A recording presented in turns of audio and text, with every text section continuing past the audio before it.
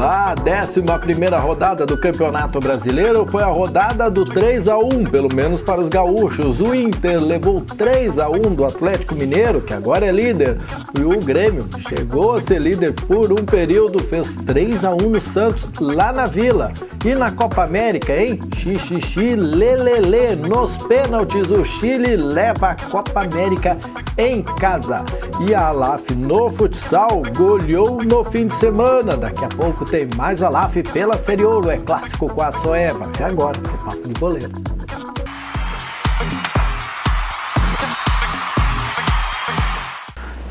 E para a surpresa da grande maioria, a Argentina ficou mais uma vez em segundo lugar na Copa América. Diogo Bote, xixi, lelele.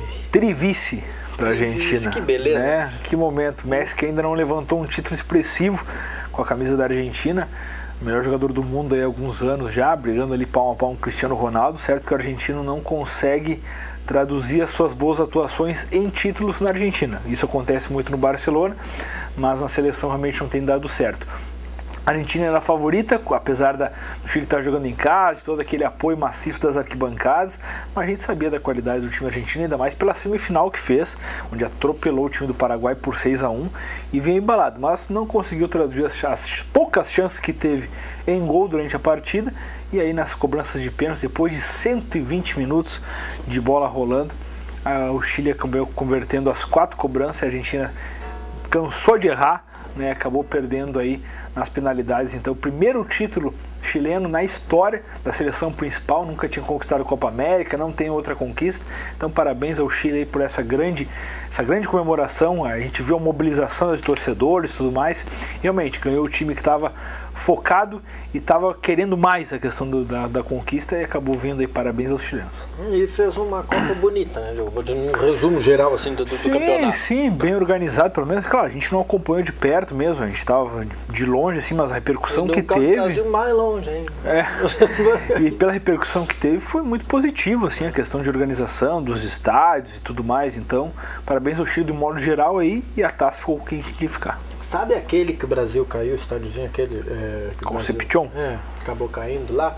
Então, aquele estádio foi reformado também, igual os estádios aqui do Brasil, né? Uhum. Só que lá custou 100 e poucos milhões. Não, mas aqui é diferente, né, mano? Só que o tijolo tá caro, o cimento tá caro, entendeu? Então é diferente, cara, é diferente.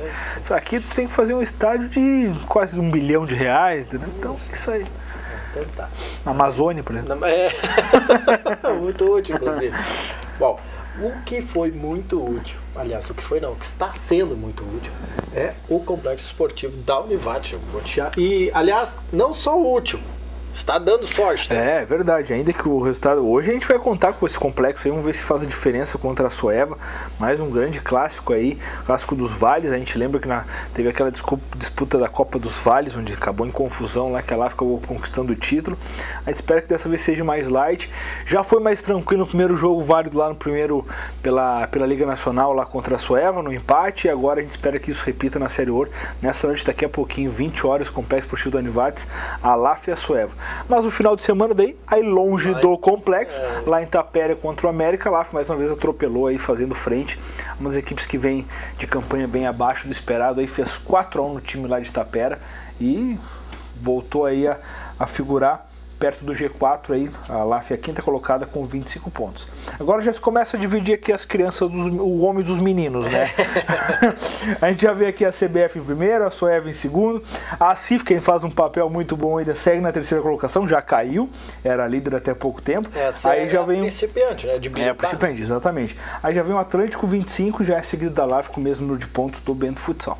Tirando a CIF aí, que é a invasora dos primeiros seriam os 4 equipes que estão na Liga Nacional, né? Os 4 gaúchos, ainda a Atlântico já acabou caindo fora da competição nacional, seguem a LAF, a Soeva e a CBF. E bacana para o pessoal lá de Teutônia também, que a STF está em 7º lugar aí, dentro STF, das mais uma vitória aí no final de semana, já isso jogando em casa, né? O time de Teutônia acabou vencendo e deu um salto na tabela aí, já 7º com 20 pontos, já beliscando até um lugar na 5º, 6º lugar aí. Tá, hoje, lembrando que o torcedor que o jogo de hoje à noite contra a Soeva é o último jogo, um jogo atrasado, que fecha primeiro o turno, vamos dizer assim, da Série Ouro, né? Final de semana daí já começa a questão do retorno, com algumas partidas já. Isso. Se estende ainda. Mas então, daqui a pouco, no Complexo Esportivo da Univates, tem a LAF e a Soeva. Vale a pena, 10 pilinha. 10 real. Vai ser muito bom. Leva um agasalho. Leva um agasalho e aquela mofadinha, porque o cimentinho ali é gelado. Se chegar muito cedinho, consegue de repente a mofadinha.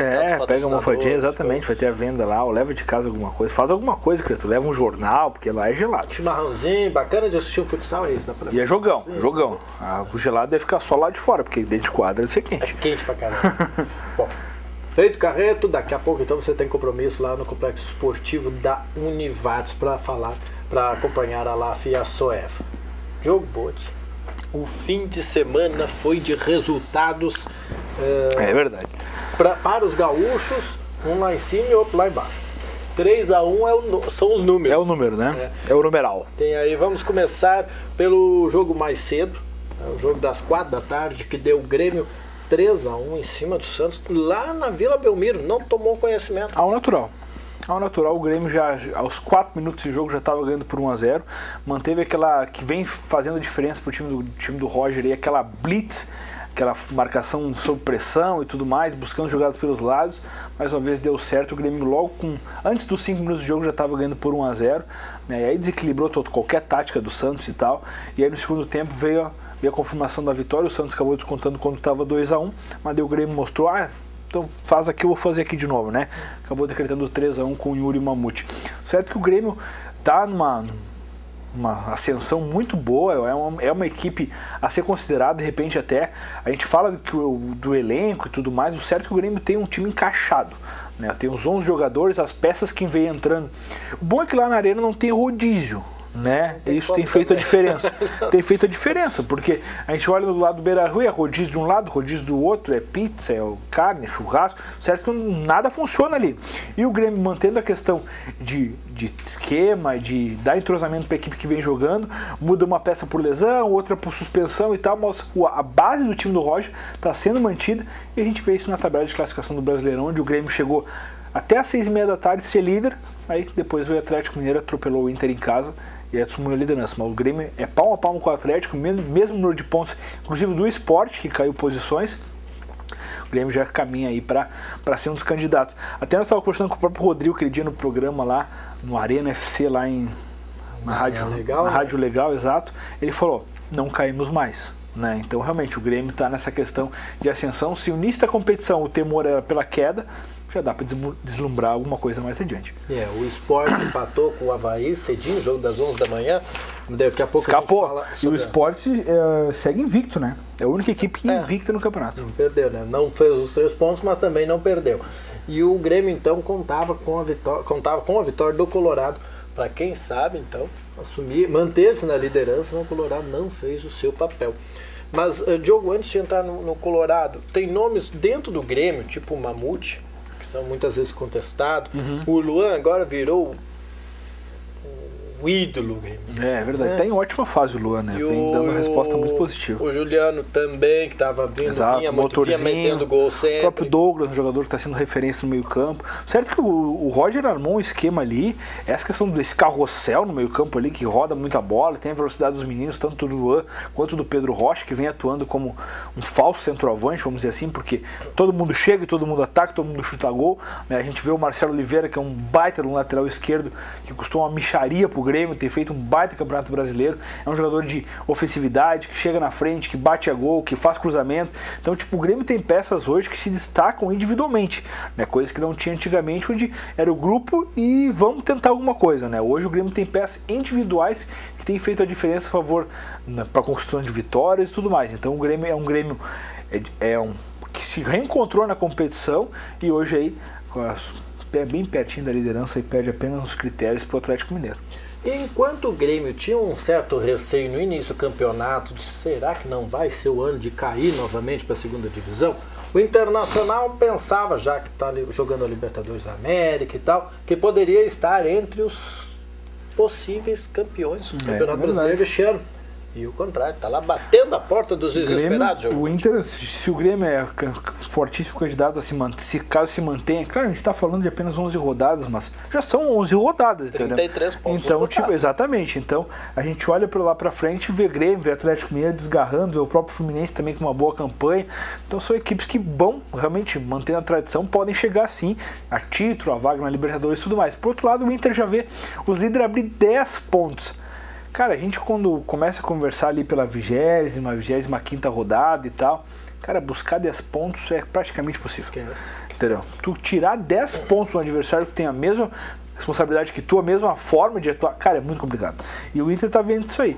A diferença é que já foi de 6 para os líderes, hoje é 10 pontos, e mais uma vez decepcionou, né? E dessa vez não tinha desculpa, tava com o D'Alessandro em campo, tinha Hernando, tinha William, tava todo mundo ali, né? O Inter tomou 3-1 do Atlético Mineiro no segundo tempo, ao natural, né? Não fez valer a sua força em casa, o torcedor apoiou um pouco, depois não apoiou mais, tá naquela questão, vamos largar de mão mesmo, certo que o Inter mais uma vez foi medíocre todo em casa, e mais uma derrota. E numa semana, menos de uma semana, quarta-feira levou 3 do Sport e agora leva 3 do Atlético Mineiro. O Inter é decepcionante a campanha do Colorado no Brasileirão. E o que pensar? Como mobilizar esse mesmo grupo que toma 3 do Atlético Mineiro para enfrentar um Tigres daqui a 9 dias, torcedor? 9 dias e o Inter vai ladeira abaixo no Brasileirão. E o resultado surpreendeu, porque o Internacional vinha de uma boa campanha. Dentro de casa vinha mantendo bons resultados. Não, dentro de casa o Inter estava invicto desde outubro do ano passado. Imagina. Né? Então tu pega ali, exatamente, tu pega e toma um Atlético Mineiro bem organizado, buscando a liderança, não tendo a questão, mas, cara, fica pensando assim, tem a Libertadores, mas faz 40 dias que não tem Libertadores, o Inter se arrasta no Campeonato Brasileiro, entendeu? Então não é justificativa, realmente o Inter decepciona bastante. Caso não conquiste o título da Libertadores e caia agora nas semifinais, o que vai restar pro Inter no ano? Pior. E o pior para os colorados e para o Internacional é o seguinte, quando tinha Sport na frente, se falava assim, Sport não tem fôlego para aguentar as 38 rodadas do Campeonato Brasileiro. Mas os que estão lá na frente agora são Atlético, Grêmio e Fluminense. Todos têm fôlego para oxigênio para a Com certeza. Não tem. Ali a tradição está chegando, entendeu? Os times de camisa e tudo mais. Logo em seguida vem São Paulo. Que sempre beiram a questão de brigar. O próprio Corinthians também está lá na frente. Então, o pessoal está desgarrando mesmo. E o título vai ficar com isso aí. Então, não adianta o Inter dizer, a gente vai... Cara, não busca. É difícil, sabe? O Inter deixou, de uma certa forma, se algumas rodadas eram benéficas, agora não mais. Foi muito prejudicial e o Inter não fez o seu papel. Isso que é o mais interessante. Quais foram os outros resultados, Diogo? Vamos dar uma passada aqui. Está então no sábado, começou a rodada ainda da Série A. O Curitiba ficou no empate com o Joinville em 0-0. O Cruzeiro fez 2-0 no Atlético Paranaense e a Chapecoense fez 1-0 no Vasco. Aí no domingo, rodada às 11 horas da manhã, teve o Avaí 2-2 no Sport. O São Paulo empatou com o Fluminense 0-0. O Santos perdeu em casa pro Grêmio, então o Grêmio vitória gremista por 3-1. Goiás 0-0 no Corinthians. A Ponte Preta 0, Palmeiras 2. O Atlético Mineiro fez 3-1 no Inter. E o Flamengo perdeu em casa pro Figueirense por 2-1. Lembrando que o Flamengo é o próximo adversário do Inter na próxima quarta. E a Chapecoense é o adversário do Grêmio. Peneira pro Colorado e normal, né, cara? Normal. Se bem que Chapecoense e o Internacional é meio... Se bem que Inter e Flamengo ali estão revezando pra ver quem é que chega primeiro na zona de rebaixamento, né? Estão brigando ali, um quer mais que o outro, parece. O Internacional é meio gato escaldado em relação ao Chapecoense, mas tudo bem, né? Lembra? O Grêmio vai ter que... Não vai tomar 5 lá, não toma. Não, se tomar, o Roger já o Inter no Beira-Rio, que queria a campanha 100% até o jogo da Libertadores, está se arrastando. Já somou 0 agora no último jogo. Bom, e a classificação que nós já falamos um pouco dela? Vamos lá, classificação então. Tem o Atlético na liderança com 23 pontos, mesma pontuação do Grêmio é o segundo e o Sport o terceiro. O Fluminense fecha o G4 com 21 pontos. O Corinthians é o quinto com 20, seguido do Atlético Paranaense com 19, do Palmeiras é o sétimo com 18, o São Paulo também tem 18, a Chapecoense tem 16 e a Ponte Preta tem 16.